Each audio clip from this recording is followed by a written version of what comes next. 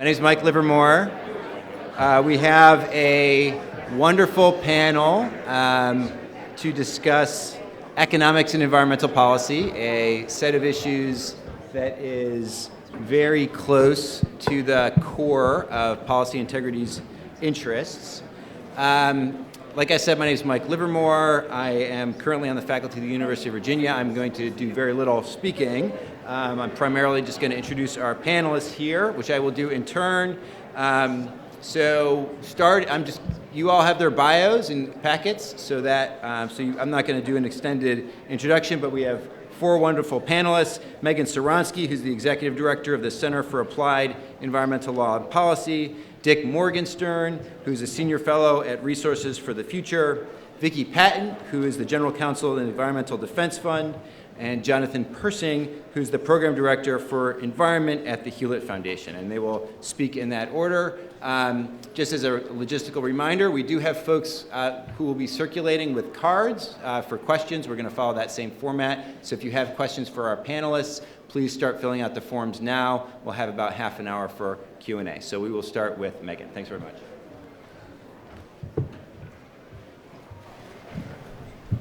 Hello, everyone. I want to start by thanking Vickie and the rest of the incredible IPI family for having me here today. It's always wonderful to be here, especially thank you for inviting me. I am not an economist. I feel it's important to make that confession up front with this audience.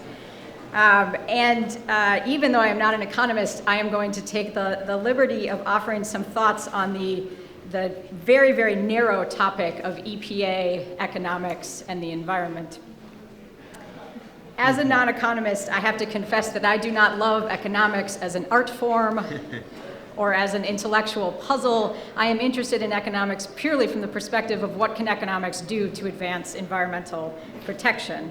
And what I deeply appreciate about the work of the Institute for Policy Integrity is the rigor that they bring to this question and really the unflagging devotion and just tireless pursuit of this question of how can these tools be applied in a way that is making everyone better off? So thank you all for that work. This is a strange time in which we live. And one way to appreciate its strangeness, if you needed another one, is to actually think about this topic of EPA economics and environmental protection. If we go back in time 10 years, and I love the fact that Kathleen Frangione was here. If we go back in time 10 years, that will bring us to the massive effort to pass the Waxman-Markey climate legislation. And in that effort to pass the Waxman-Markey climate change legislation, the Clean Air Act played the role of boogeyman. So just to refresh your memory, a boogeyman is a mythical, evil creature that is used to scare children into behaving better. So we said to Congress, if you do not pass this legislation, the Clean Air Act is coming. And you heard these terrified squeals around the campfires. The children were very afraid of what would happen. Waxman-Markey would offer this economically efficient, economy-wide, not really economy-wide, but economy-wider approach. It will be market-based. We'll put a cap on emissions. There will be trading. We will get the most cost-effective emission reductions. We'll have an offsets program to even get more cost-effective emission reductions. If you do not pass this, the Clean Air Act will come and it will rain down horrible, inefficient, command and control regulations upon all of you. We did not pass the Waxman-Markey legislation. We could not convince enough conservative members of either party that they wanted to use these economically efficient, market-based tools to address the major environmental issue of our or any time. We then spent the next 6 years unmasking the bogeyman, who was, as it turns out, reasonably cute and cuddly, or at least very keen on efficient market-based approaches to address greenhouse gas emissions. So the two major climate pollution standards put in place under the Obama administration addressed the two major sectors in terms of emissions, transportation, and the power sector. Respectively, you had the Clean Car Standards and the Clean Power Plan. And the Environmental Protection Agency applied all of its remarkable ingenuity to this question of how can we design these frameworks to actually employ these efficient market-based frameworks to get the emission reductions we need in a way that is as cost-effective as possible. So the clean car standards, reducing greenhouse gas emissions from vehicles, this was designed as a trading program. Effectively, you have averaging and trading credits for things that cannot be measured at the tailpipe, et cetera, trading across the fleet, et cetera, and the Clean Power Plan based on, or at least implemented in the context of trading programs at the state level, if the states so chose, either rate-based trading programs or, to come full circle, a cap and trade program at the state level. So if we move forward to today, we are in the middle of 2 public comment periods. This administration has put forward a proposal to roll back the clean car standards from model years 2020 onwards. The auto industry has not publicly sought this rollback. They instead have talked about how they want more of this market-based flexibility. What they would like is more credits for the things that you can do to reduce emissions that are not currently reflected in the program. Perhaps, we are going to put on this technology that's going to reduce traffic accidents, and when we reduce traffic accidents, we reduce traffic jams, and when we reduce traffic jams, then we reduce emissions. Credits for things like this. The Trump administration has not only failed to propose additional flexibilities and these market-based mechanisms under this program, they have actually proposed taking some of the core flexibilities out. So part of that program was looking at reducing emissions of very highly potent greenhouse gases from the air conditioning systems in cars, either by trading the actual refrigerants that you use for ones that are less potent greenhouse gases, or by reducing the leaks wholesale. That framework has been strongly supported by auto manufacturers because it allows them to find the most cost-effective ways to reduce greenhouse gas emissions from vehicles. Everybody's goal. And perhaps even more remarkably, in addition to trying to pull that framework out of the program, the Trump administration has said these very disparaging things about having a flexible regulatory framework at all. Like, these credits that you're getting for these, they're not real. It's like, really? Like, they're not, okay. So that's what's happening in the context of the car standards. The second regulatory proposal that folks are now providing public comment on is the proposal to replace the Clean Power Plan. Under EPA's new proposed interpretation of the best system of emission reduction for greenhouse gas emissions and power plants, under the Clean Power Plan, as most of you remember, the best system of emission reduction was determined to be a combination of improving the heat rate or the efficiency of coal-fired power plants in combination with shifting generation from higher emitting generation sources to lower emitting generation sources, because you do not care how your electricity was made as long as it is in the outlet when you need it. So this was basically a shift from coal-fired power generation to gas-fired power generation, and from coal and gas-fired power generation to renewable generation. That is the framework that was actually being used by power companies and states on the ground to get reductions not just of greenhouse gas emissions, but of also other pollutants from the power sector. And then in that context, the EPA said to the states, here are the emission reductions we need you to get. You can do this using a rate-based trading program, or you can do this with a mass-based trading program, a cap and trade program. Now, EPA proposes to find that the best system of emission reduction, that's the statutory language, cannot involve an approach that is not based on a physical or operational change to the power plant itself, and has proposed to find that the best system of emission reduction under their new statutory interpretation is just the heat rate improvements at the coal-fired power plants, if the state finds that any of those look appealing on any time frame the state chooses to propose. So let's leave aside the pathetic and unlawful failure of this proposal to actually identify a best system of emission reduction, or to meaningfully address the danger to human health and welfare that is posed by greenhouse gas emissions from existing power plants, as they are obligated by the law to do. Let us also leave aside the question of whether or not their new interpretation of the statute actually precludes a system like the Clean Power Plan or an analogous system. Let's focus on the fact that this administration is making the argument voluntarily that the Clean Air Act does not allow the use of economically efficient, market-based, flexible frameworks under the part of the act that will likely provide the foundation for climate mitigation policies for many years into the future, until that wonderful time when Congress acts. This is kind of remarkable. This administration will end soon. But the outcome of the coming litigation over this new proposed interpretation of the Clean Air Act could shape the nature of climate policy for many years into the future.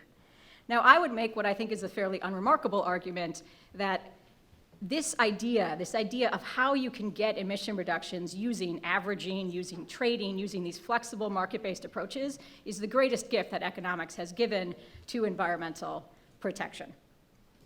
In doing so, you have a system that is flexible for the regulated sources, you ensure that you're getting the most cost-effective emission reductions, and because you can get emission reductions more cheaply, you can actually get more emission reductions and more environmental protection. And I'm deeply grateful that this innovation came before the onset of the initial serious attempts to mitigate climate change, a problem that is particularly well suited to this approach because of the large number of sources that are a source of emissions, because of the need to provide that certainty and that market-based regulatory signal for the development of innovations in emission reductions, because of the scale of the emission reductions that need to be achieved, because of the deep interconnectivity between fossil fuels and the world economy, and because of the very important fact that every ton of greenhouse gases that is emitted has the same effect in terms of mitigation on climate change, no matter where you are reducing it, if we leave aside airplanes. So my gratitude to the economists who came up with these ideas, my gratitude to the conservative Republicans who put forward these ideas initially as policy frameworks. But remarkably, in this strange world that we live in, we have a Republican administration rolling back market-based, economically efficient environmental protections and replacing them with less flexible command and control frameworks. And we have these two competing visions of what is possible under the Clean Air Act. And these visions are swiftly heading to court. One vision is a return to command and control and actually making the Clean Air Act the boogeyman that we said it was, even when it wasn't, back in the Waxman-Markey days. Under that vision, should it actually become ensconced in the law, which is not certain, right? These cases could decide that that's one possible approach and it's okay for EPA to have done it this time and we could take a different approach in the future. But if that approach actually becomes ensconced in the case law as the only possible way to do this, we are going to be left with a deeply non-ideal policy tool going forward. Under that framework, if we think about the best system of emission reduction for the power sector in the context of an administration that was actually interested in fulfilling the law and its moral duty to address climate change, we would be looking at, let's take a coal plant, let's co-fire with a bunch of natural gas. Let's co-fire with 100% natural gas. Let's put on carbon capture and sequestration. We can reduce emissions under that framework, but it is not nearly as flexible or cost-effective as the alternative. The alternative is a system, a vision, in which under the Clean Air Act, the best system of emission reduction can actually mirror the way that the power sector operates in practice. The ramping up and down of different generation sources, the flexibility in terms of who was generating electricity at any one point in time, and optimizing that generation to reduce emissions. That framework utilizes the policy tools that economics has given us to achieve emission reductions in a way that is as cost-effective, flexible, and efficient as possible. Now, thanks to the market forces that are accelerating the deployment of lower-emitting generation in the power sector, and to some really clutch tax credits in retrospect, we are securing emission reductions in the power sector right now, regardless of what this administration does. But what we stand to lose is the potential to achieve the emission reductions that we are going to need going forward in a way that is flexible, efficient, and cost-effective. And that would be a terrible loss, and the antithesis of all of the incredible work that the folks at the Institute for Policy Integrity and others like them have been doing to try to develop environmental policy in a way that is as smart, thoughtful, cost-effective, and environmentally effective as possible.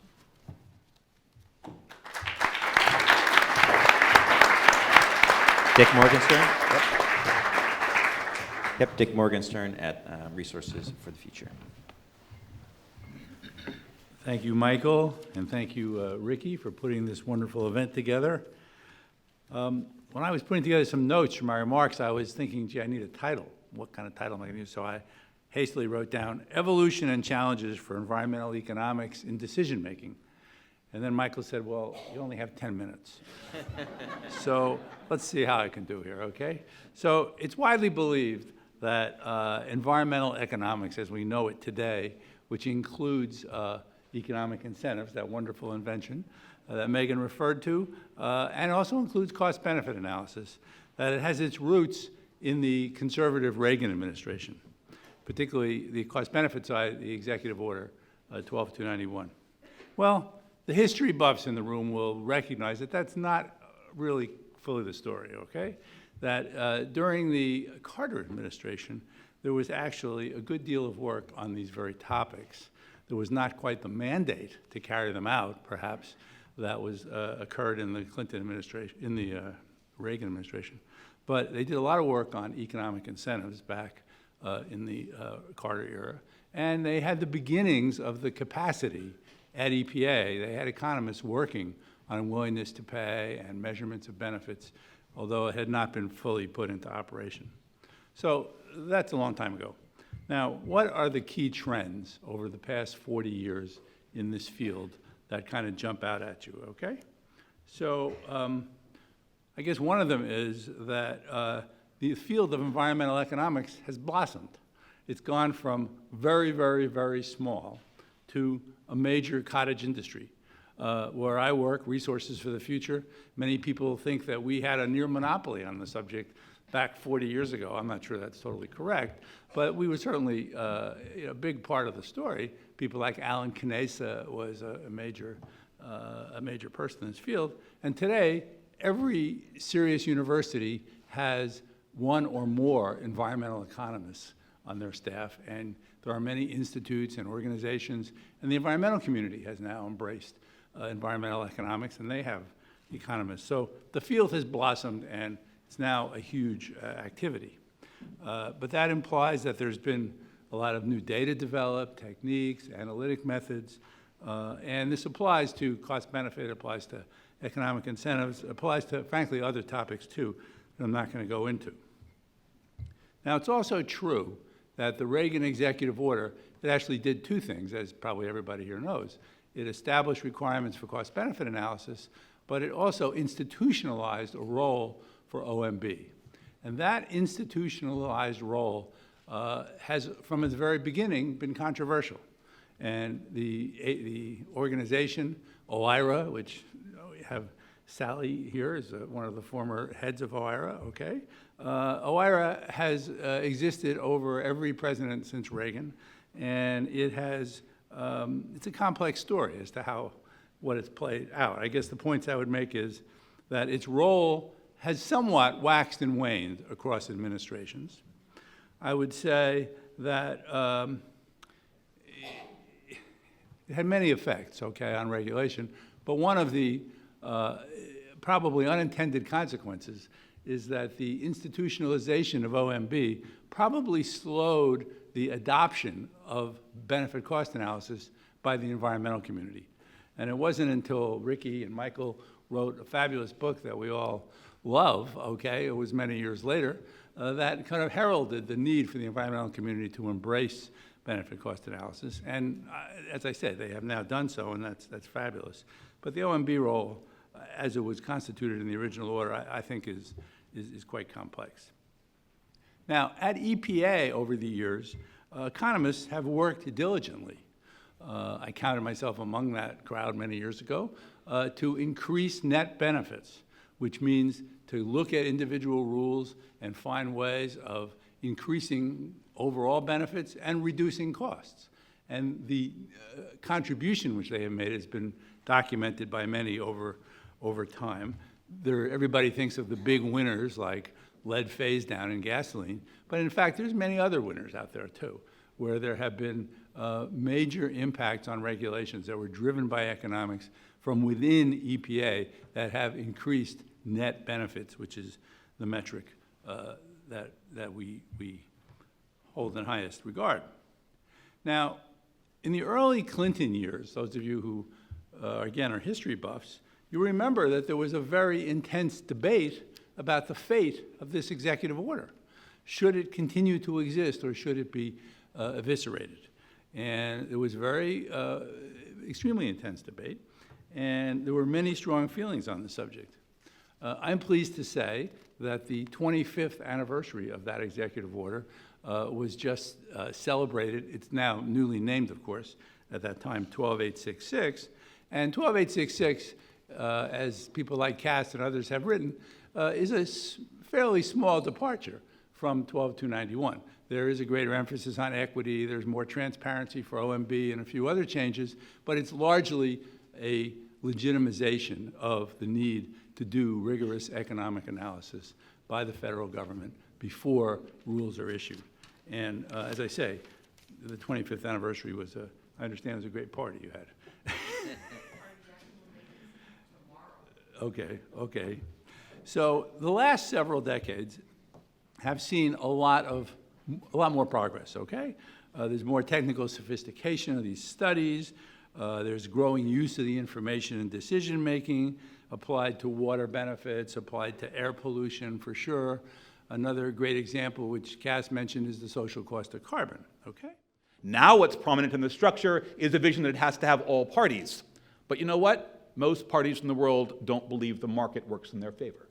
So while there is language that opens up the door to a market vision and a market structure, the agreement under the final deal in Paris mentions that, but it's in rather oblique language that, unless you're quite sophisticated, wouldn't leap out as you as a framework that you would apply and say, here's my market, go at it. And oddly enough, the country that's developed the best market program since we did that, China. So here you have some remarkable evolution in the process. The US insists that market are right, and we've heard from our panelists earlier, well, we're a little wishy-washy on how you might implement that vision. At the end of the day, though, the others haven't done much better. And to me, the question that I think we have to raise is the market structure that we've outlined one that has these optimal solutions, one that gives us these least cost scenarios, is it politically tenable? The numbers speak to a certain extent in a pretty loud voice. I worked in the period between the Bush administration. I was hoping it would be a shorter period, but I worked at the World Resources Institute. And one of the things that I ended up doing was facilitating the negotiations at RGGI, a fabulous market system, an effort to try to bring together a process in which the states would design a collective action. How are they doing? It's about $5 a ton. All right, I then decided, let's go work on California. Here's a progressive place. Fabulous set of things are going on. How are they doing? Fabulous, about $15 a ton. I was at the International Energy Agency at the time where the European Union was designing its market structure, and we worked extensively with them in the design of that vision. They were progressive, they were active. How are they doing? Oh, they're a bit ahead of California. They're at 15 euros a ton, so a 20% increase. It is not obvious that we're coming close to what we have to do. So let's back up and take a look at what we might do as a different model. Let's look at the modeling scenarios, at the way the world has approached this from a modeling perspective and where it might go. Well, one of the things we ended up doing was the social cost of carbon, and Dick has worked on this. Many of us have worked on this extensively. It's built on certain presumptions about what the future might look like and what kinds of damages you might see, and we do complicated, fully integrated AOGCMs. They're really nice. They're quite sophisticated. We end up with numbers that range substantially, but hovering somewhere in the $40 a ton range. So the first thing we can say is that 15 is radically short of that. The second thing we can say is that nobody's at 40. The third thing we can say is those models are deeply flawed. Why are they flawed? What kinds of things did they not consider that we ought to have looked into? Well, it turns out when we did some of the original modeling, we had certain expectations around technology growth. They've largely been wrong. We've had some extraordinary advances. I've moved to California. We had a big meeting last week, a week before last, called the Global Climate Action Summit, hosted by Jerry Brown, and a great number of the cohort involved in that conversation were people looking at the technologies that when I began working on the climate file didn't even exist as a glimmer in my eye. right? I went and had a big meeting with the folks at Salesforce who can do things with data that I couldn't even imagine doing, and I worked on a Wang computer system at the State Department in 1990, and if you haven't seen a Wang system, you don't want to. It's remarkably, remember the orange cursor? You know, it's a long time back, we didn't have a Salesforce in our future. That wasn't in the model. We had no vision that the price of renewables when we began that work would be so much cheaper than the price of coal. That wasn't in the model. Yesterday I had some information. I've been here for Climate Week, which is part of the UN conversation, had a series of discussions with some other folks. Dalmia, which is the largest cement company in India, now has the capacity to manufacture cement with zero emissions. That didn't exist. It's not in our models. We don't know how to do that. Are they right? They think they're right. There's some new assessments that are being done by the cement industry which look at the stress tests for that cement. Interestingly enough, it performs as well, if not better, on corrosion, on resistance, and on compressive strength. This is not in the model. So at one end, the model did not give us any sense of the potential on the upside. On the downside, the model didn't value the consequence of the loss of Tuvalu, or the loss of the Marshall Islands, or the loss of Miami. How do we account for that?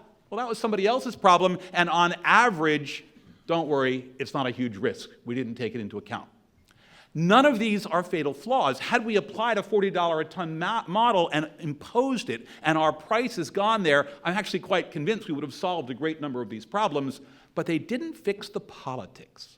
And to me, the politics become one of the central elements that are not adequately addressed in our nice theories, either on the legal side or the economic side.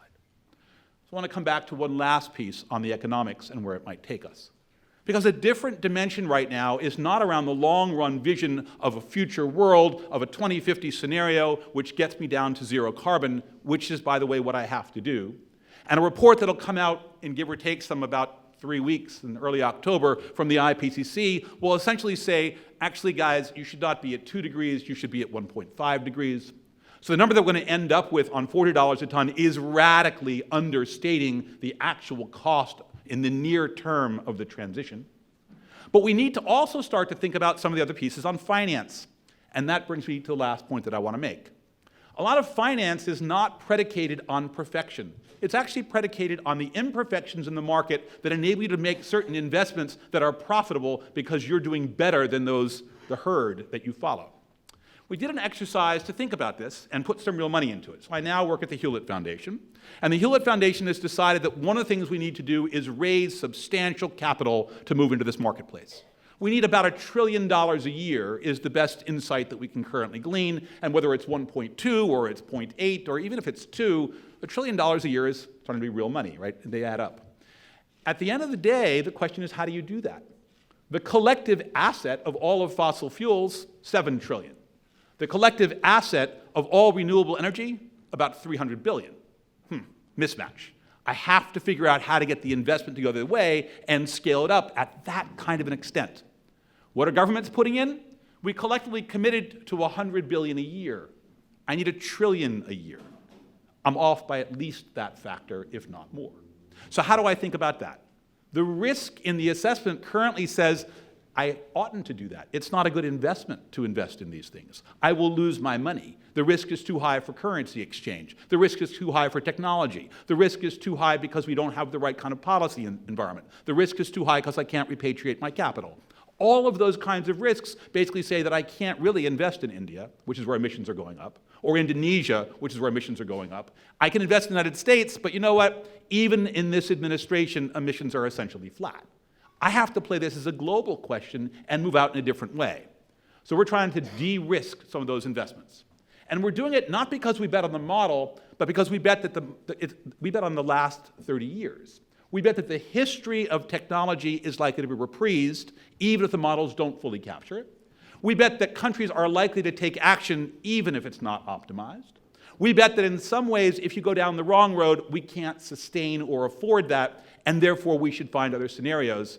And what was fascinating, and we made this announcement at the One Planet Summit with Macron just earlier this week, is that we actually got takers.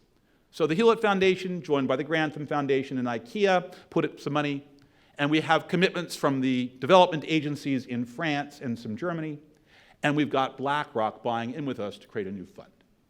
That's not exactly a modeled approach. It's not exactly an economically efficient approach, but actually might help us solve the problem.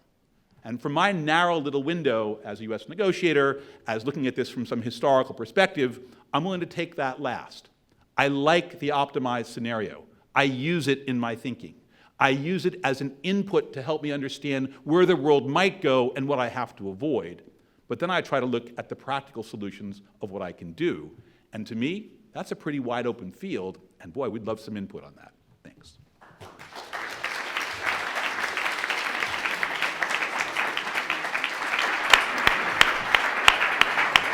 Great. Well, thanks very much to our speakers. That's all been, he's put a lot of super interesting issues on the table. So, by the way, we have folks coming around. If you have questions, feel free to put them on index cards. I'll go through those and ask some of those. But just to kind of get us started, you know, one of the themes that several folks have raised is this kind of ships passing in the night, like element to American politics and environmental economics over the last, say, 30 years. That there was a period of time when cost-benefit analysis and markets were embraced by kind of more conservative folks and folks in the Republican Party, really championed by folks in the Republican Party. And EDF was actually one of the early groups to kind of go out and took a lot of heat for being one of the early groups to embrace these approaches. But now the kind of the politics have flipped, and even at an international level, like China's the big champion of markets, right? Who would have thought 20 years ago? And so I wonder if we could just kind of think about what might explain that. It's a bizarre phenomenon. It's very strange. It's striking. What accounts for it? Is it just a naturally occurring political process? Is it specific choices that were made by leaders at different times? Is this a strategic thing? Is it something just happened in the background? So I put that to the panel for your thoughts on that. Maybe start with Vickie, just because she's furthest away from me.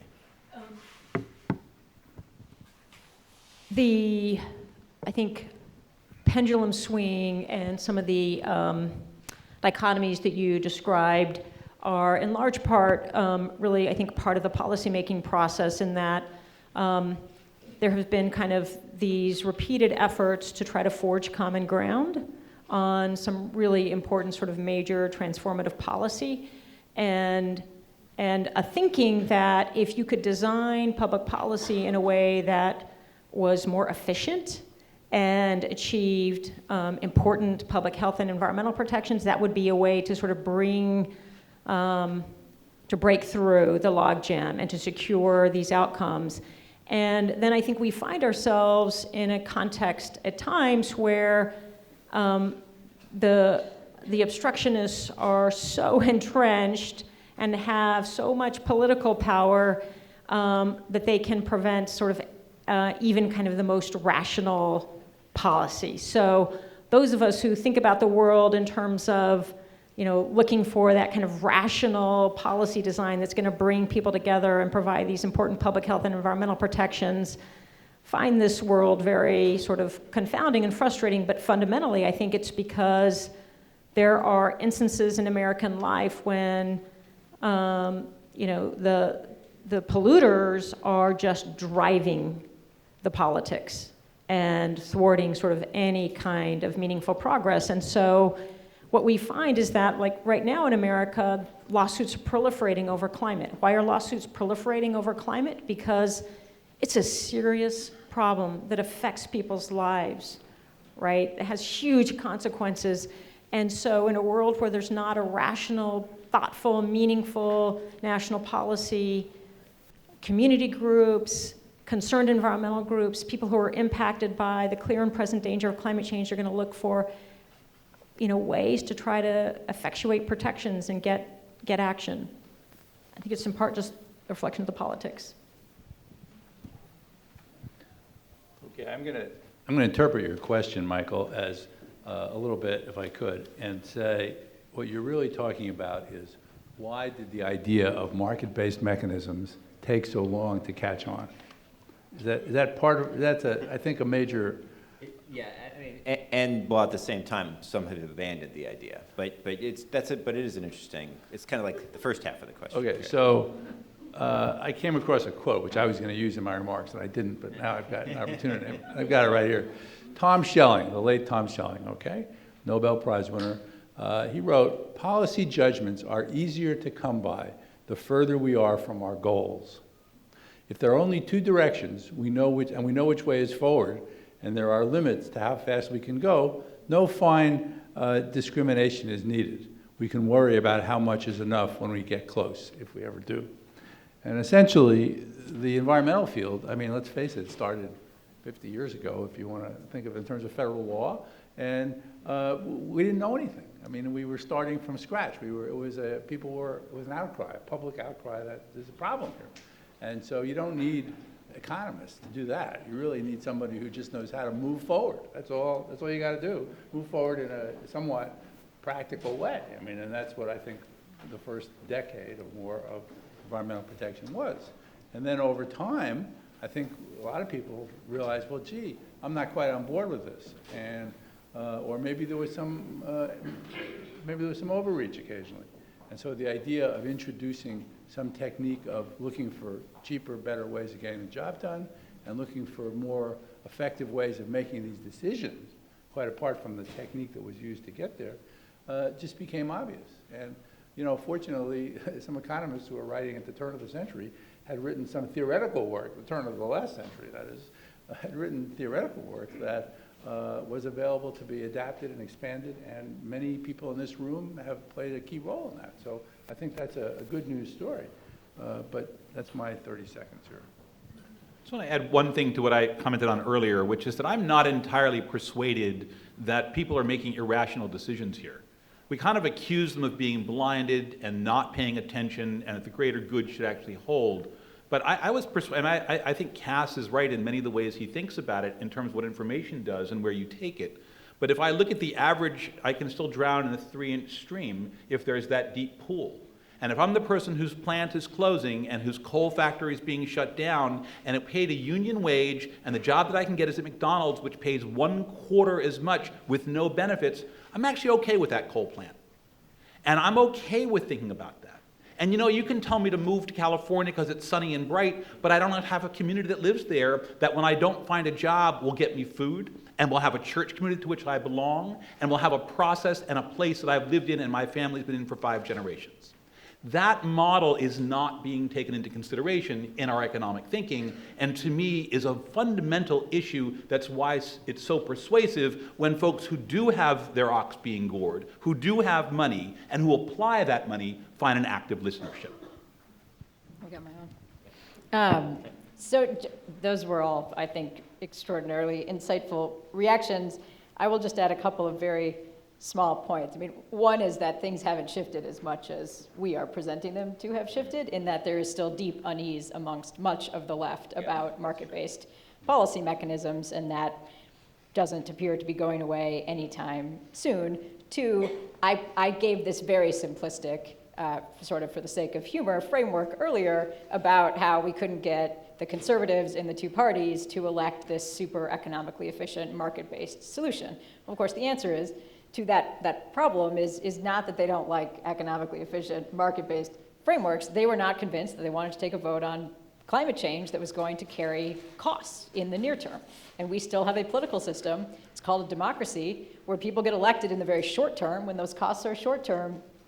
Climate change is a really hard political problem with our political system. China has it a hell of a lot easier than we do. That is not a joke. They have it so much easier than we do in terms of actually dealing with climate change. I mean, we could also have benevolent dictators. They would also have it easier. We have democracy, so we have to deal with that. And part of what happens in our democracy, in modern American politics, is it's oppositionally defined.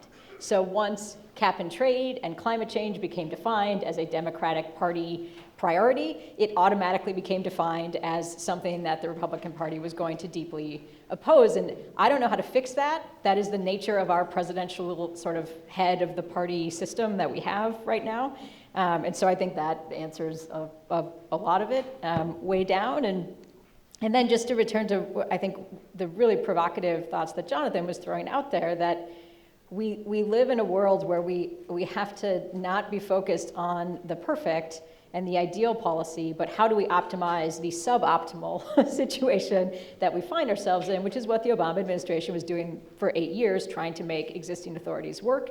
It's what we're all doing in our work when we try to deal with the world where, it might be that a renewable energy policy is an easier thing to sustain politically than a much more cost-effective, economically efficient policy, and part of that is we have to change the politics, and part of it is we use whatever we can at any particular moment. But for me, what I keep coming back to in the context of market-based mechanisms is the scale of the problem that we have to deal with here is so massive. If you think about chemistry, like what is the activation energy of like actually getting the reaction to go to the other side? When you're talking about lower cost ways of addressing the problem, it's a lower activation energy and easier to sustain that reaction going forward, because that's what we have to do. We have to sustain action over the next 30 years in order to actually fix this problem. And so I think Jonathan has posed a really challenging and important question about like, when do we have to give up the ideal and actually go with things that are going to make more of a difference? And while at the same time, I think, continuing to try to make sure that whatever the downsides are of whatever track we're on, be they cost, be they politics, be they whatever, we're trying to minimize those so that we can sustain the response. Great, thanks for those thoughts. Just to turn to some of the questions in our pile here, we'll only get to a couple of them. But so one question is whether the way that this administration has proceeded on cost-benefit analysis, on its kind of regulatory agenda, will ultimately undermine the legitimacy of cost-benefit analysis going forward. So if it becomes the case that the public views cost-benefit analysis as easily manipulable, kind of a sham story that's told ex post to justify decisions that are made on other grounds, and maybe some for the worst possible grounds, that it just loses its legitimacy, and then in the next administration, even if they were disposed to use cost-benefit analysis, they just might not find it to be particularly attractive politically, or they just might come into office and not feel the kind of need to justify themselves in terms of cost-benefit analysis, because it's just, again, has lost that legitimacy with the public. I'll take the first shot here. I think it's certainly possible that this is going to undermine legitimacy of cost-benefit analysis. But in the end, I guess, there is a body of credible experts, okay? And the credible experts can and do legitimize these analyses, not every day in every way, okay? And, for example, on this ANPRM that was released recently, large numbers of economists have written in saying that this is ridiculous, okay? That taking co-benefits out of the game is nonsense, okay? So the administration is not going to have the legitimacy to do that. And going forward, it seems to me that the opportunities are there for an administration, Democratic administration, Republican administration, anybody to come in and essentially re-embrace the benefit side of benefit cost analysis, and to do so in a legitimate way that is a way forward. So I'm optimistic, but I recognize the risk. Any other takers on that? I think it's what we're living through now is, I think, a really important example of what happens when policymaking is not rational, when it's transactional, right? When people who have people with very narrow access to power have full sway over whether human health and the environment gets protected. Just one small example, Scott Pruitt's final day in office late on a Friday, he issued a memo that categorically provided that the Environmental Protection Agency would not enforce pollution limits on diesel trucks that address a particular class of diesel trucks where you take an old engine, 10, 15, 20 years old, and you put it in a modern frame. Those old engines emit lethal particulates at 450 times or more of modern clean diesel engines. and transient conditions, and were subject to modern pollution limits adopted in 2016. He said, we're not going to enforce those modern pollution limits, just categorically. Didn't support it with any analysis, didn't support it with any explanation, has huge impacts on the health and well-being of all across America, including communities that have for far too long borne the heavy burden of diesel exhaust and diesel pollution. We filed legal action, and within 24 hours, there was an administrative stay. I think when the American people, I think when judges, I think when, people see what the alternative is, which is a policy decision that was made to serve the interest of one company in Tennessee that has as its business model putting polluting diesel engines in a modern cab, and had special access to Scott Pruitt, and they see that kind of corruption. I think it moves us toward a world where we want better analysis and we want more transparency. At the same time, we need to be really, really thoughtful in how we're prioritizing sort of America's public health and environmental, priorities, so that we don't have a world in the next administration where, in any way, shape, or form, we are not addressing sort of the clean water crisis in America. We have got to sort of make sure that in all of our conversations about environmental and public health priorities, we are taking actions that are just central to the lives of all Americans, including communities in Flint and communities in Alabama and all across the country that have lead in untenable concentrations in their drinking water. So I think it'll be a more rational world, and I think it'll be a world where we're all going to be challenged to make sure that we have priorities in our policies that are addressing urgent crises. If I could just add one small comment from the international perspective. One of the things that I am struck by is how much the world used to follow the United States, and how much and how quickly that shifts. So there's a negotiation currently underway to finish the rule book for the Paris Agreement, which is the details of how transparency works. And at this particular moment, the United States is pressing, frankly, for what it's always pressed for, because there's been nobody home to give any different guidance. And so the administration is basically taking the line from the last 3 administrations. But the rest of the world has now said, we don't believe you anymore. We don't like you. We're not going to do what you ask us to do. The fact that it may be consistent and rational, we have a different set of agendas that we are pursuing, and there are some real things that we, and take a China or a Saudi Arabia or an India, these are not our priorities. They may have been your priorities, and we'll get locked into a deal that because we have a less forceful and less clear position domestically will redound to a global change to our disbenefit. Okay, great. So, well, not great, but but moving on. We just have a couple more minutes. So let me just offer one final question, and maybe we can just do. And this is a hard question, actually. So we'll do short answers to hard questions. So the question concerns how you integrate distributional analysis into economic analysis. Vickie, you mentioned this in your talk. So is the idea to integrate distributional analysis directly into cost-benefit analysis? The tradition of EPA has been to treat them somewhat distinctly, to do efficiency analysis on the one hand and a distributional analysis of some sort on the other. Employment effects can be thought of as one category of these kinds of distributional considerations. And so just a question for a quick reflection is, how does one see the interaction of economic analysis and distributional analysis going forward? Well, I agree 100% with Vickie, who's raising the point here. I think this is a really important issue in the question you're raising as well.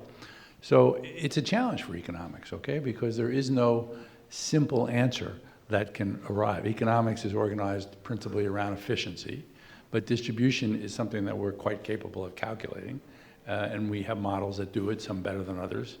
And the question is there always one answer that gets you the most efficient and the most distributionally favorable policy? And of course, the answer to that is no. So what economics tries to do when it's done correctly is to highlight what the trade-offs are. I mean, it may be that the goal, that efficiency for some problems may be most important, and distribution may be most important for others. And I think all that economics as a discipline can contribute is the tools to try to figure out what the outcomes are under different scenarios. And I think there's not going to be, I can't imagine there ever being in my lifetime or anyone's lifetime, a framework for suddenly picking that magic one that is best for all cases, because it probably doesn't exist. Well, unless anyone else had something to say on that, then please join me in thanking our speakers for a really wonderful conversation. We have more questions, but we are out of time.